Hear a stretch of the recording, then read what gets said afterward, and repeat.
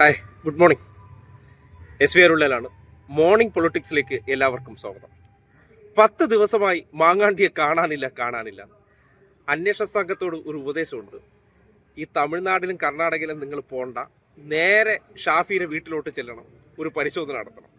മാങ്ങാണ്ടി എവിടെയാണ് പമ്മി ഇരിക്കുന്നതെന്ന് പറഞ്ഞാൽ ഒന്നുകിൽ ഷാഫിയുടെ വീട്ടിൽ, അല്ലെങ്കിൽ ആ PK ഫിറോസ് ഉണ്ടല്ലോ, മറ്റേ ലഹരി മാഫിയ തലവനായിട്ടുള്ള PK ഫിറോസിന്റെ വീട്ടിലോ. കാര്യം നേരത്തെ അദ്ദേഹത്തിന്റെ ഏതൊരു പരാമർശം കേൾക്കാനിടയായി. അതായത് Pro-18 അങ്ങാണ് എന്താ പറഞ്ഞത്. ഞങ്ങളുടെ Pro-18 ഒക്കെ എടുത്തുകൊണ്ട് ഒന്ന് ഏത് മറ്റേ മൂലയിൽ അല്ലെങ്കിൽ മാളത്തിൽ പതുക്കി ഇരുത്തിയിരിക്കുന്നു എന്നുള്ളത് ഇവർ രണ്ടുപേരെയും പൊക്കിക്കഴിഞ്ഞാൽ തന്നെ ഏകദേശം ആ വിഷയത്തിൽ പോലീസുകാർക്ക് അല്ലെങ്കിൽ അന്വേഷണ സംഘത്തിന്, കാര്യം ഇവർ ഒരു ദൃശ്യം മോഡൽ സിനിമ സ്റ്റൈലാണ് കളിച്ചുകൊണ്ടിരിക്കുന്നത്.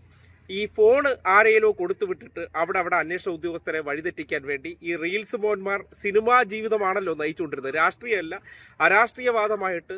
രാഷ്ട്രീയമെന്ന് പറഞ്ഞാൽ ഇങ്ങനെ വീഡിയോ ഇട്ട് ആൾക്കാർക്ക് വേണ്ട സഹായങ്ങൾ ചെയ്യാതെ അവരിൽ നിന്ന് ഫണ്ട് പിരിച്ച് പുട്ടടിച്ച് അതിൻ്റെ പേരിൽ PR വർക്കൊക്കെ നടത്തി ഹീറോയിസ്റ്റിക് പരിവേഷം സൃഷ്ടിക്കുക. അല്ല രാഷ്ട്രീയ പ്രവർത്തനമോ അല്ലെങ്കിൽ ജനങ്ങൾക്ക് വേണ്ടിയുള്ള ഒരു സഹായമോ ചെയ്യണോ എന്നുള്ളതല്ലായിരുന്നില്ലല്ലോ ഇവരുടെ ഒരു പൊതുപ്രവർത്തനം എന്ന് പറയുന്നത്. ആ നിലയ്ക്ക് ഉറപ്പായിട്ടും ഈ പറയുന്ന ഷാഫിയെ തൂക്കിക്കഴിഞ്ഞാൽ എവിടെയാണ് മാങ്ങാണ്ടി ഉള്ളതെന്ന് നമുക്ക് കൃത്യമായിട്ട് ഐഡന്റിഫൈ ചെയ്യാൻ പറ്റും. അതുകൊണ്ട് അന്വേഷണ ഉദ്യോഗസ്ഥർ ആദ്യം ചെയ്യേണ്ടത് ഇവന്മാരുടെ ഗിമ്മിക്കുകൾക്ക് അപ്പുറം സഞ്ചരിക്കാതെ നേരെ ഷാഫിയുടെ വീട്ടിൽ ചെല്ലണം. കാര്യം ഷാഫിയുടെ വീട്ടിൽ കയറി ചെന്ന് കഴിഞ്ഞ് കഴിഞ്ഞാൽ ഇവൻ നേരത്തെ പറഞ്ഞിട്ടുണ്ട്, എൻ്റെ ബ്രദർ പോലെയാണ് എൻ്റെ ഷാഫിക്ക. അപ്പോൾ ഇക്കെ സ്വാഭാവികമായിട്ട് ഒരു അപകടത്തിൽ പെട്ട് കഴിഞ്ഞാൽ രക്ഷപ്പെടുത്തേണ്ട ആരാണ്, അല്ലെങ്കിൽ വലിയ പ്രതിസന്ധി ചെന്ന് പെട്ടാൽ ആ സഹോദരനെ രക്ഷപ്പെടുത്താനുള്ള ഉത്തരവാദിത്തം ആർക്കാണുള്ളത്?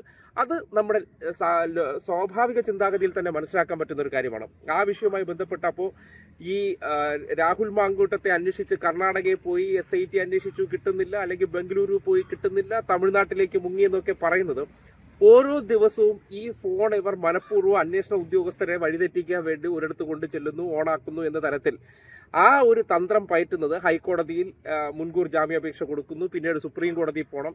ഇവിടങ്ങളിൽ എല്ലായിടത്തും മുൻകൂർ ജാമ്യം തള്ളിയാൽ മാത്രമേ ഇനിയിപ്പോൾ സറണ്ടർ ചെയ്താൽ മതി അല്ലെങ്കിൽ കീഴടങ്ങിയാൽ മതി എന്നുള്ള നിലയ്ക്കാണ്. പിന്നെ ഫണ്ടിങ്, സുഡാപ്പികളായിട്ടുള്ളവരുടെ ഒരു പ്രത്യേക തരം നെറ്റ്വർക്കുണ്ട്. ആ നെറ്റ്വർക്കിലൂടെയാണല്ലോ കഴിഞ്ഞ കുറച്ചു കാലമായിട്ട് ഷാഫിയും ഈ പറയുന്ന മാങ്ങാണ്ടിയൊക്കെ സഞ്ചരിച്ചുകൊണ്ടിരിക്കുന്നത്. നിങ്ങൾക്ക് തന്നെ അറിയാം, ഈ സുഡാപ്പി നെറ്റ്വർക്കുകൾ വെച്ചിട്ട് അവർക്ക് ചില രഹസ്യ കേന്ദ്രങ്ങളുണ്ട്. ഈ പോലീസിനൊക്കെ ചിലപ്പോൾ ആക്സസിബിലിറ്റി കുറഞ്ഞിട്ടുള്ള ഇന്നത്തെ കാലഘട്ടത്തിൽ പോലും ഈ ആളെ കണ്ടെത്തണമെന്നുണ്ടെങ്കിൽ ആളുടെ പുറത്ത് GPS ഒന്നും കണക്ട് ചെയ്തിട്ടില്ലല്ലോ അവരെ കണ്ടെത്താനായിട്ട്. ആ വ്യക്തി ഏതെങ്കിലും ഒരു മാളത്തിൽ, ഇപ്പോൾ ഷാജൻ സ്കറിയക്കെതിരെ കേസെടുത്തു. ഷാജൻ സ്കറിയെ പിടിക്കാൻ കഴിഞ്ഞല്ലോ, ഏതോ പള്ളിക്കകത്ത് കയറി അരമണിക്കകത്ത് കയറി ഒളിച്ചിരുന്നിട്ട് അദ്ദേഹം മുൻകൂർ കിട്ടിയപ്പോഴാണ് പുറത്തേക്ക് വന്നത്. അതുപോലെ തന്നെ ഈ മത നെറ്റ്വർക്കുകൾ അല്ലെങ്കിൽ സുഡാപ്പി നെറ്റ്വർക്കിനെ അടിസ്ഥാനപ്പെടുത്തി ഈ അഭിമന്യു കൊലപാതകവുമായി ബന്ധപ്പെട്ട് നിങ്ങൾ നോക്കിയാൽ മതി. അതിൻ്റെ 1-ാം പ്രതിയെ പിടിക്കാൻ കഴിഞ്ഞിട്ടില്ലായിരുന്നു. എന്തുകൊണ്ടാണ് പോലീസിന് പിടിക്കാൻ കഴിയാതിരുന്നത്?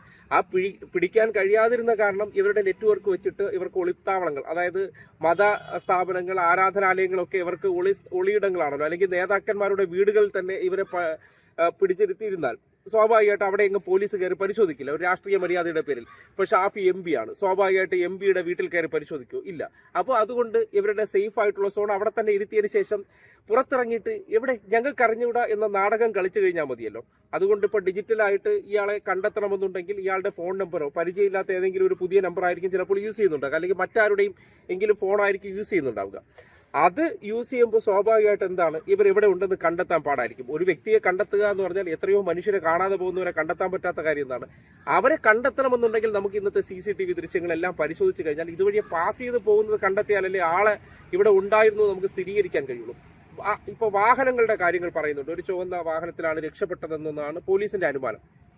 സ്വാഭാവികമായിട്ടും ആ വണ്ടിയിൽ ജസ്റ്റ് കയറിയതിന് ശേഷം അദ്ദേഹം കേരളം വിട്ടു പോകാതെ തന്നെ മറ്റെവിടെയെങ്കിലും ഇറങ്ങിയാലും, കാര്യം ഇത്രയും പോലീസ് അരിച്ചു പറക്കിയിട്ട് ഒരു CCTV ദൃശ്യമോ പറയപ്പെടുന്ന ഹോട്ടലുകളിലെ ഒന്നും ദൃശ്യങ്ങൾ കണ്ടെത്താൻ കഴിഞ്ഞിട്ടില്ല.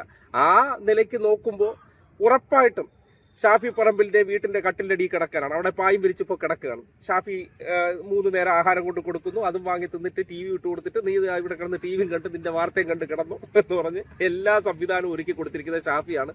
അന്വേഷണ ഉദ്യോഗസ്ഥർ ഈ കർണാടകയിലൊന്നും പോകേണ്ട കാര്യമില്ല. നേരെ ഷാഫിയുടെ വീട്ടിൽ ചെല്ലുക, അല്ലെങ്കിൽ PK ഫിറോസിന്റെ പാണക്കാട് കുടുംബത്തിനകത്തൂടെ വേണമെങ്കിൽ ഒരു പരിശോധന നടത്താം. കാരണം ഇവിടെയൊക്കെ പോലീസുകാർ കയറി പരിശോധന നടത്താത്ത ഒരു പ്രത്യേക ഇടങ്ങളാണ് ഈ ഇടങ്ങൾ. ആരാധനാലയങ്ങൾ, അതായത് ചില പള്ളിക്കകത്ത് കയറ്റി ഇരുത്തിയാൽ പോലും അത്ഭുതപ്പെടാനില്ല. കാര്യം ഇങ്ങനെയാണല്ലോ ഇവർ പല കള്ളന്മാരെയും കപടന്മാരെയൊക്കെ ഒളിപ്പിച്ചുകൊണ്ടിരിക്കുന്നത്. ആ രീതിയിലുള്ള ഒരു അന്വേഷണമാണ് അടുത്ത പ്രായോഗികമായി ചെയ്യേണ്ടത്. SITയെ തെറ്റിദ്ധരിപ്പിക്കാൻ വേണ്ടി മറ്റാരെയിലെയോ ഫോൺ കൊടുത്ത് അവിടെ ഓണാക്കുന്ന ഈ തട്ടിപ്പ് പരിപാടിയൊക്കെ എന്ന് പറഞ്ഞാൽ പഠിച്ച കള്ളന്മാരാണ്.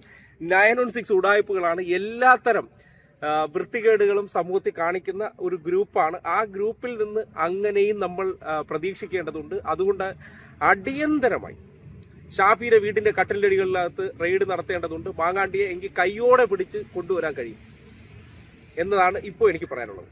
ഓക്കെ.